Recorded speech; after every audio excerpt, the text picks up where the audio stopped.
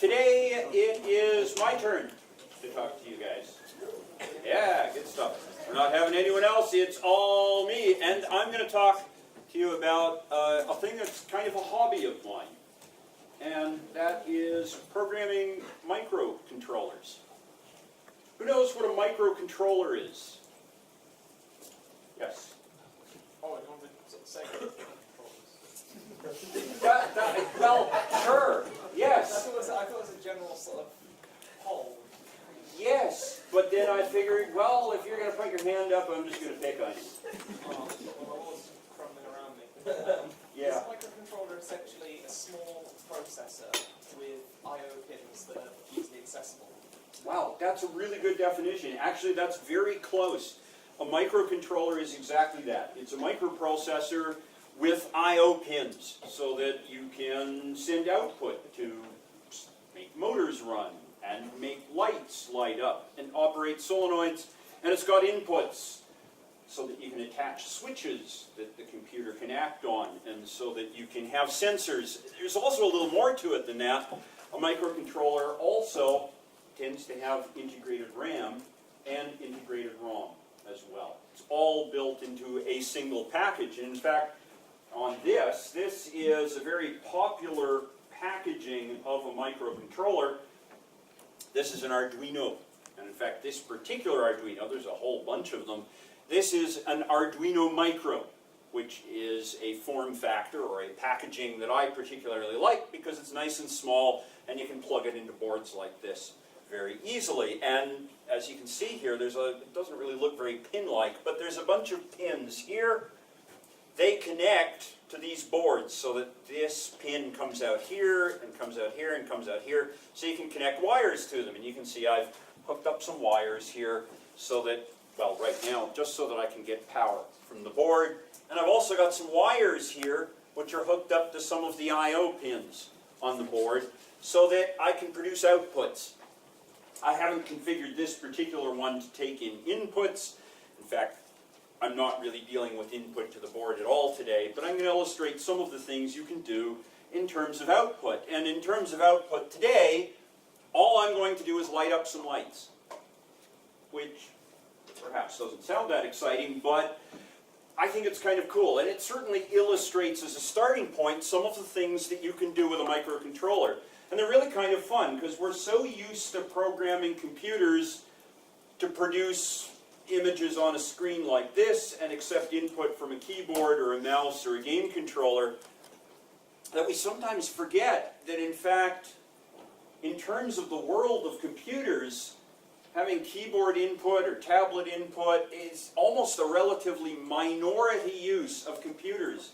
The majority of the world's computers are in fact microcontrollers like this. In the average household, you will probably have 4 to 8 general purpose computers, like PCs, game consoles, and phones. Those are fairly general purpose computers. You'll probably have 30 to 40 microcontrollers, little computers like this on a chip, designed to control things like washing machines, dishwashers, the engine in your car, the lights in your car, the power seats in your car. All these sorts of things are driven by microcontrollers just like this one. A little chip on a board that is driving solenoids and motors and lights. And it probably has a set of inputs that are a bunch of sensors, switches, and external devices. And in fact, by some measures, the majority of the world's programmers, the most programmers out there, aren't producing games and apps and business software. They're actually programming things like this that control washing machines and microwaves and digital clocks and car engines. And all these sorts of devices that we have in our homes are all controlled by little computers like this and are programmed using software. And what I'm going to illustrate today is just some of the things you can do with one of these. Now, for this particular one, a device called an Arduino, we normally program it with a piece of software specifically made for the purpose. Now, I do recognize that the screen here is going to be a little bit hard to see.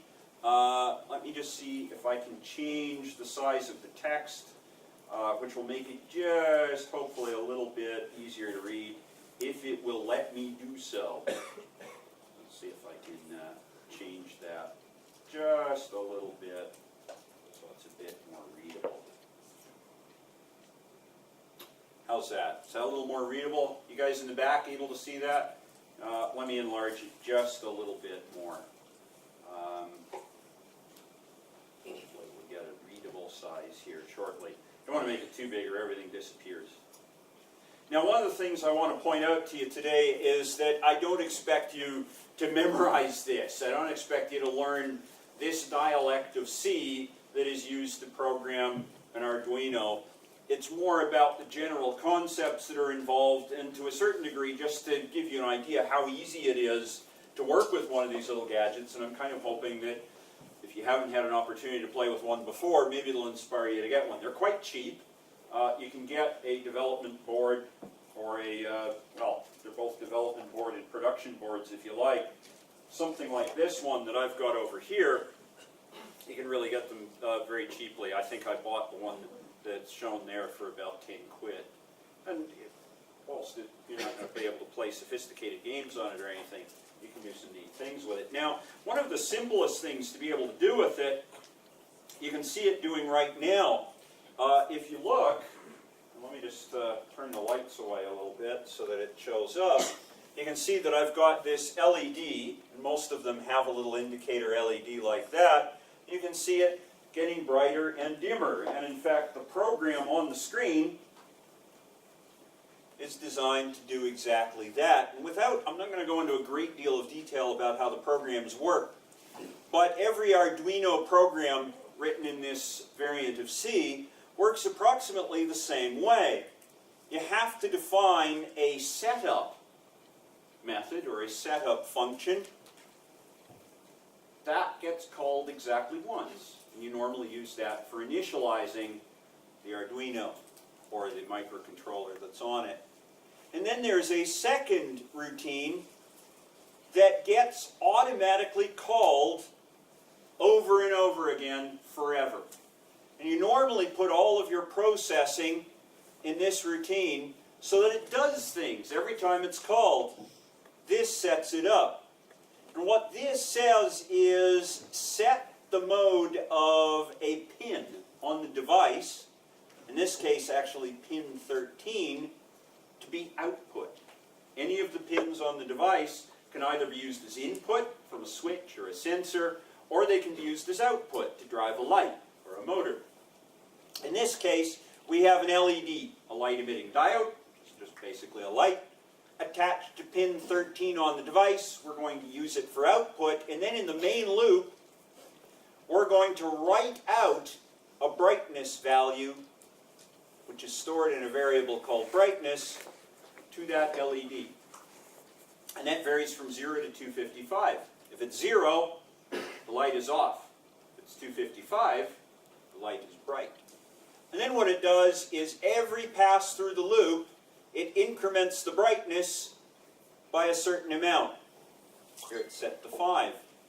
And if the brightness is equal to 255, then it sets that to the negative of its value. So what happens is it increases until it reaches 255, then it decreases back down to 0, and then it increases back up to 255, and then it decreases back down to 0, and then it delays for about 30 milliseconds so that we can see the effect. And if you look back at the device, that's exactly what it's doing. The little LED here on the device is getting dimmer and brighter and dimmer and brighter in response to what the program is telling it to do. That's pretty cool. That's nice. We can actually do something with it. That's kind of a handy thing. Now, just making a light that's actually on the device get brighter and dimmer isn't the most exciting thing we can do by any means. Oops. built-in things. Well, I won't bother saving that. What I'll do is I'll just put that away, and I'll bring up another one, and we'll do something else. Right now, we've got this working entirely on its own internal LED. Well, what would be nice to be able to do is have it affect the outside world a little bit. And what I've got here in this bag is I have a little wad of LEDs. That's what those are. Let's see if we can see them. Light emitting diodes. Basically little lights. And what I'm going to do is take one here, this red one, and I'm going to plug it into the board right about there. You can see where I've put it. I've plugged it in, tip it a little bit so you can see how it's hooked up.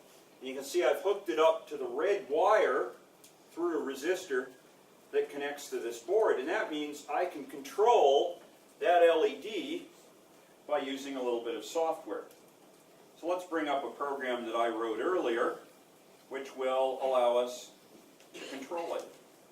And that's my little program here, which I call LED01. And what that does is, as I said, I connected a red LED to pin 9, and then I set its brightness here. 255 is fully bright. A lower value is somewhat less bright. And what I'm going to do is tell it to upload that program to the device. So I'm going to click that and then quickly switch over here. And you see those two lights flashing. That means the program's been sent. And you can see, if you look at the top here, the LED is lit. If I turn the lights away here, it's actually much more obvious that that's working. That's the lower base light, which I don't really want. There we go. And you can see that that LED is lit. Now I can go back to the program, just in case you don't believe me that that controls it, and I can change the value here. Let's set that to about 25. And let's go over to the visualizer. We'll see what it does. Sends the program, and there, whilst it doesn't really show up very well on this camera, that's quite a bit dimmer. Now, that in and of itself isn't that much fun.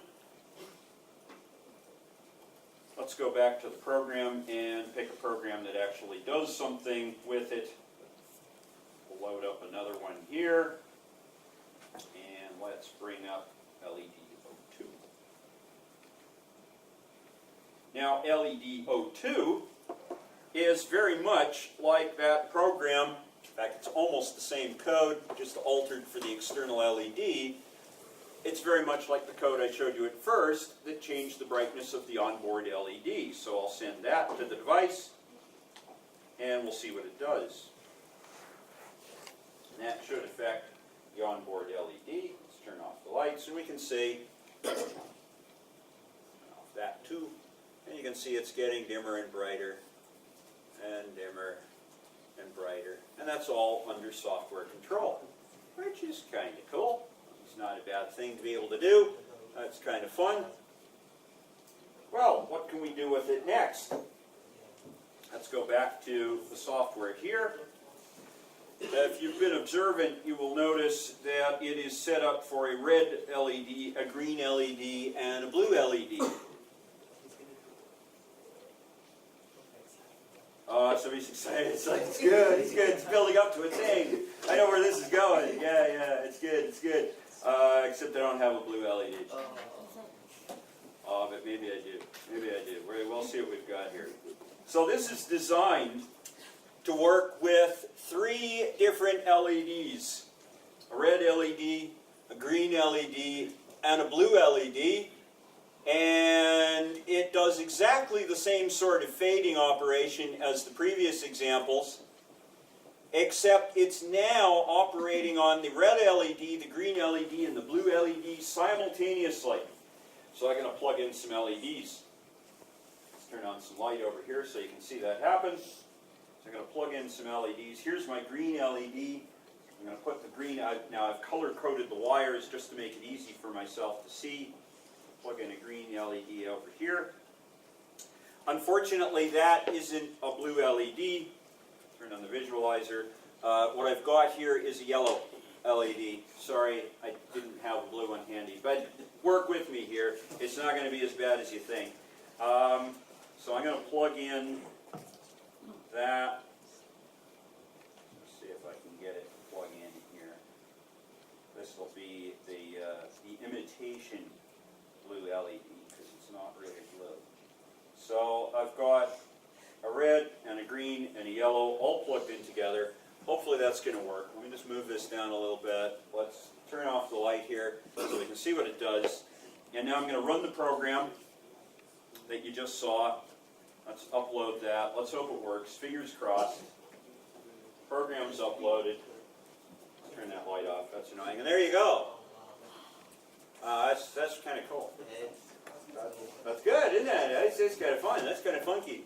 So now we're controlling lights. You can imagine that, you can make light shows, you can make much bigger lights controlled by that. You can do that. You can build electronic circuits, it'll do all sorts of stuff. So that's pretty good. And in fact, we can go back to the program here and we can start changing it. So for example, maybe we'll use the inverse of the brightness on the green one. We'll just set that to be brightness, and we'll compile that, and let's see how that works. See if that looks good. Oh yeah, now they're, oh yeah. Oh man, that's pretty good, isn't it? Oh, I hate the lights on this thing. There we go. That's easy to see. Isn't that cool? I mean, you could probably stare at that thing all day. It's really good. Now, what's really neat about this is that, of course, having a red LED and a green LED and a blue LED, those are the primary colors, right? You combine those, you get white light. You combine yellow and red and green, and you just get kind of a pukey yellow color. So that's not really good. Let's get those out of there. That just kind of sucks. Let's put these over here, and let's plug in something I've got here. This is really special. This is an LED. Let me turn on the light here so you can see it. Oops, come on, light. There we go. Warming up. Wrong light. Let's try the other one. Warming up. Oh, there we go. I've got here, it looks clear, but notice how many wires it's got. It's got 4 wires on it. 1 ground wire, and then it's got 3 LEDs built inside. Wow. Oh yeah. Oh yeah. Oh man, it's too good. That's what it's got. It's got LEDs built inside, and it plugs in right here. Let me plug this little guy in. And it just, oh, look at that. It's color. Look down here. If you're looking up there, it's probably washing out because it's so bright. But if you look down here, it's like pretty colors. Let's turn that off. Oh man. Oh man, that's just completely out of hand. That's good. Let's go back to the program here, and in fact, let's change that back to 255 minus the brightness, which is kind of cool. Let's upload that again. Let's see what that looks like. No, don't want the light. Make the light go out. There we go. And now the whole thing goes sort of bright white, sort of dims white. It's like something out of a science fiction movie, only better. It's like real, man. Yeah, that's good. That's good. Now, what's really cool with that, and you see where I'm going with this. Well, hopefully you see where I'm going with this, because if you've ever been in a gadget shop, you've seen things like that.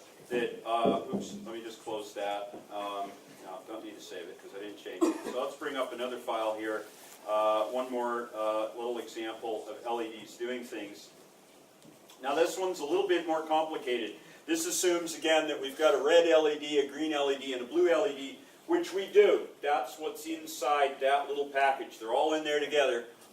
And now we're using this clever algorithm here, which will convert what's called an HSV value, which is hue, saturation, and just value, but it represents the brightness. The important one is the hue, because using a number, we can specify the color. So what it basically allows us to do in the main program is what we're going to change is the hue. In other words, we're going to change the color, and then we're going to emit the color value, which has been obtained for each LED via this HSV to RGB routine, which I grabbed off the net. I didn't write it myself. You can find the code all over the place. And so what it does is it turns this 0 to 255 into a varying amount of red, green, and blue. And so when we run that, now what it's going to do is cycle through the colors of the rainbow, if it works. Let's see if it works. Watch that. Now it's going to, oh, let's turn off the lights, because the lights just spoil the effect. Oh, yeah. Oh, blue, beautiful. Oh, God. Yeah, there you go. And there's a purpley thing, and a deep crimson red. That red's good. Yeah. That's just great. That's nice. That's nice. You can imagine that, you know, you could beam that on the wall, you know, that'd look great. So this is what you can do with an Arduino. Look at that. See, I'm going to beam that color at, well, it doesn't really work. But I can beam the color at the wall, and it looks, oh, it's just beautiful. It's a beautiful thing. That's a cool thing. And if you look on, you know, YouTube, you can find all sorts of videos of people who have done cool stuff with Arduinos and LEDs. They put them in cubes and make them display images and all sorts of clever stuff. This is just the starting point. This is just the starting point for this sort of thing. You can do amazing stuff. Doesn't involve screens, doesn't involve graphics, there's no keyboard at all, and yet that's more fun than the thing should be, right? That's just, it changes the world of computing from being all about typing on these things to all about coding for these things. This is great stuff. That's why I like it, at least. I love these things. I think they're great. And they're cheap. I mean, you know, a laptop costs you a couple $100 or more, thousands of quid if it's an expensive one. This thing, this whole set of gadgetry here, including LEDs and some other little parts, probably cost me 20 quid in total. You know, it's just, you know, it's coffee money, really, to get into the world of programming these things. You do need a computer to program it, but, you know, the device themselves are really cheap. So that's just the starting point.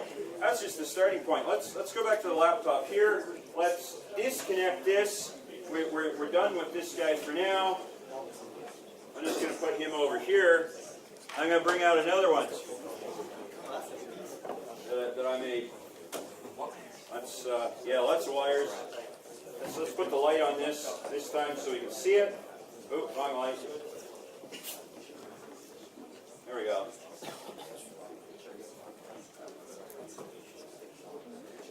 This is a beautiful beastie here. Let's get some light on it. That's what I meant to do. Come on, lights. Let's have lights. Oh, wow.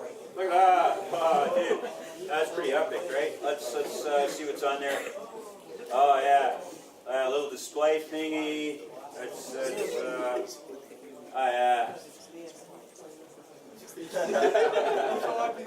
There we go. That's like, oh man, that guy's just totally into it. That's great. Yeah, isn't that great? Look at that. You recognize these. They're like on the front of every microwave oven, right? That's like your oven timer thingy. There, that. But it's all sorts of things used. How many people here have a digital watch? Yeah, a few of you got a digital. Yeah, it's the same thing. Same thing. Sometimes they're LCD. These are LED, basically. LED 7-segment displays. And what they've got in them is exactly the same thing as these little LEDs. It's just instead of having one LED like that one or 3 LEDs like my RGB LED, this has 1, 2, 3, 4, 5, 6, 7. That's why they call it a 7-segment display, and an 8th one for the decimal point, which I'm not using in this. So it's a 7-segment LED display, and what it has in it are individual LEDs. One leg of the LED is all connected together. It's grounded here through this pin. That's what that connects to. And each individual segment is then connected to a wire. So that's one of the segments, that's another, that's another. I don't know which ones, by the way. It's probably the bottom 3 here, 1, 2, 3. And then the top 1, 2, 3, 4 are on wires 1, 2, 3, 4. So that's how they're all connected up. Now, that is pretty cool. Let's see what we can do with that with a little bit of code. So let's go back to the code here. Let's get rid of that guy. We don't need to see him anymore. Let's bring up a different program. And let's see where my examples are. There we go. There's a 7-segment display program. Now this is something I wrote. This is a little class, because this is sort of a C++-ish language, kind of almost C++ and a bit more than C. And I wrote a class that is specifically designed to drive a 7-segment display, because I like 7-segment displays. I think they're cool, they're fun to play with. And without going into the details of the code, which is just, well, I'm going to post this up on Course Resources so you can download it and see it, but I'm not going to go into what all this code does. If you're really keen on this stuff, take a look at it. You can figure it out. I want to inspire you with what it does, not go through the code every little bit of it. Basically what this is designed to do, and yeah, it's kind of complicated, but what it's designed to do is simply convert a number that's stored in a variable here called index and turn that into something that can be displayed on a 7-segment display. So let's try it. Let's see if that works. Switch back to the visualizer. There we go. What's it doing? Counts and hacks. That's exactly what it does. That's what it's designed to do. And it's doing a pretty good job of it, too. That's pretty cool. And that's what that is designed to do, is count in hex. That is the whole of my little program that I've written here. Yes, it is a somewhat complicated program, but it requires a certain amount of complexity just to be able to drive a 7-segment LED. And also, as it turns out, this little program is designed to do more than just drive a 7-segment LED. It will drive more than one 7-segment LED. So what I'm going to do is I'm going to take one of these wires, this one in particular, this green one, and I'm going to move him over here to the ground pin on this second 7-segment display right here. Now, in order to drive that, I'm going to need a slightly different piece of software. So let's load up the slightly different piece of software here, based on the same underlying code, but it is changed slightly to drive 2 7-segment displays. And in this case, we have 2 index values, one for one of the digits, one for the other digit, and what we're going to do is increment them in a loop. So one of them will increment much faster than the other. And what I'm going to do is upload that. And let's see if that works. Let's turn out the light so we can see it more easily. Yay! It works. Yeah, some people, oh wow, this is great. This is the best thing I've ever seen in my life. Well, if this is the best thing you've ever seen in your life, you've got a lot more living to do. But it is kind of cool. It is kind of cool. It's kind of fun. Now, the more astute members of the audience might have noticed something very fundamental here. And in fact, let's go back and look at the device whilst it's running, and let's ponder a little bit. Now, one thing that you will note here is that here are the wires for each segment on the display, and you'll notice that there are 7 of them. 1, 2, 3, 4, 5, 6, 7, all grouped together. Those are connected to each individual segment. So 1, 2, 3, 4, 5, 6, 7. 1, 2, 3, 4, 5, 6, 7. And you'll notice that there is one ground lead here per display. So if you think about that a moment, doesn't that make you wonder, how is it that we can display a different number on each 7-segment display? In order to display a different number, wouldn't we actually need a separate set of wires for each segment on each display so that we could display 2 different numbers at the same time? Wouldn't we need that? Wouldn't we need actually, instead of just having 7 wires here and 1 per display here, shouldn't we have 7 wires plus a ground here, and 7 wires plus a ground here, and 7 wires plus a ground here? And you'll notice we don't. And in fact, what we've done is every segment of each of these 3 displays is connected together with one of these green wires. That's what the green wires do, is they connect them all together. So how does that work? How do we manage to independently display a different number on each digit? In fact, just to prove that that works, I'm going to get it to display 3 digits. So I'm going to plug in the ground lead for the third display, color-coded yellow here, and I'm going to change the program yet again. So I'm going to go back to here and bring up my third program, 7 segment 3, and it uses exactly the same class as the previous examples, except now it's got 3 variables, 1 for each digit, and an array here, 1 for each display, that enables it to display output. Let's see if that works. Let's go back to the visualizer here. Let's turn off the lights here so that we can actually see if it works. It'll take a second or two to compile and transfer over. It's transferring over. And there we go. Well, that seems to be working just fine.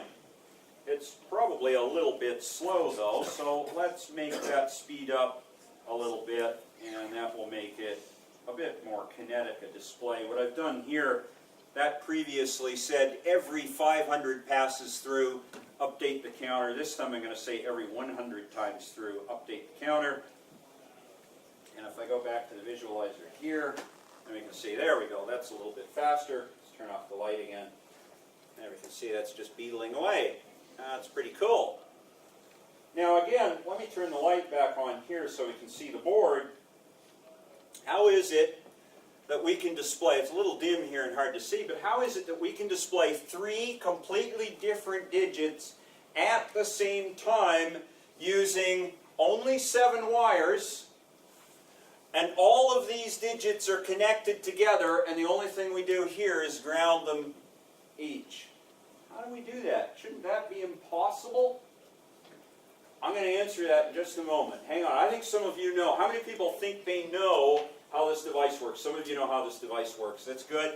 For the rest of you, I think this is going to, I hope this will be interesting because this will give you a bit of an insight into how your digital watches and dashboard displays in your car and microwave oven displays and dishwasher displays and washing machine displays and all the things in the world that use these 7-segment displays, and believe me, there are a lot of them. It'll give you a bit of an insight into how those things work. So you see how those numbers are flipping by quite nicely. Yeah, it's counting up. It's doing exactly what it's supposed to. That's quite pleasant. Now I'm going to change the program slightly.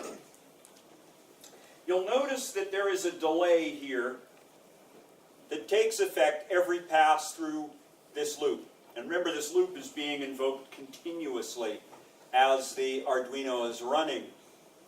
I can change the value here so that there is a greater delay, so that it pauses between each time that it refreshes the 7-segment display. And if I do that, let's run that, and let's take a look at what happens on the visualizer and how it looks different. You notice it's sort of rippling, and in fact it's hard to see here because of the scanning rate of the camera, but look what it's doing here. If you look over here, not there, but over here, you see it flashing? See it flashing? Maybe for a few more of you it's given an insight into how this little gadget actually works. Let me just put that down again and go back to the software. And I'm actually going to increase this significantly and reduce that significantly. So every pass through the loop, it much more often updates the counter, but it spends a lot more time not displaying anything or not refreshing the display. And let's try that. And that should give us an even clearer picture of how this device actually works.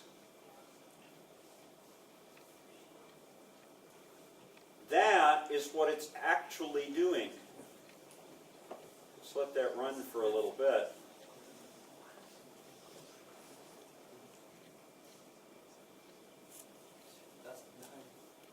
And that's how every digital display of this type actually works.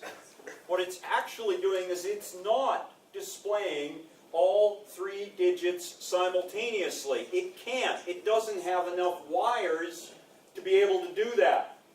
So what it does is it displays a 0 on the leftmost, and then it displays a 1, and then it displays a 7, 0, 1, 8, and so on. It only ever displays each one of those digits individually, and then switches from digit to digit. And in fact, what happens here is that, let's bring up the light on this device again. Oh, wrong light. Let's try that again. Come on, light. Yeah, there we go. Each one of these wires is under the control of the Arduino. So the Arduino can say, right, display the first device's current digit. Now display the second device's current digit. Now display the third 7-segment display's current digit. And then go back and do it again. And it does it so quickly that your eye can't perceive the fact that it's displaying each digit individually. It's actually so fast that what you perceive is a continuous display of numbers, but it's never actually continuous. It's displaying each one in turn. And just as proof, what I'll do is I'll go back to the original program here, and I'll change the delay back to what it originally was, which I think was 2, and I'll set that back to about, well, it doesn't really matter, but 200 will probably be fine, and I'll run the program again. We'll go back to the visualizer. And that's what you normally see on a digital display. You can't even see the fact that it's actually going 1, 2, 3, 1, 2, 3, 1, 2, 3, really, really, really fast. And that's how a digital display on a microwave oven or a car dashboard or a digital watch works. That, ladies and gentlemen, is all I have for you today. Thank you very much for your attention. We'll see you next week.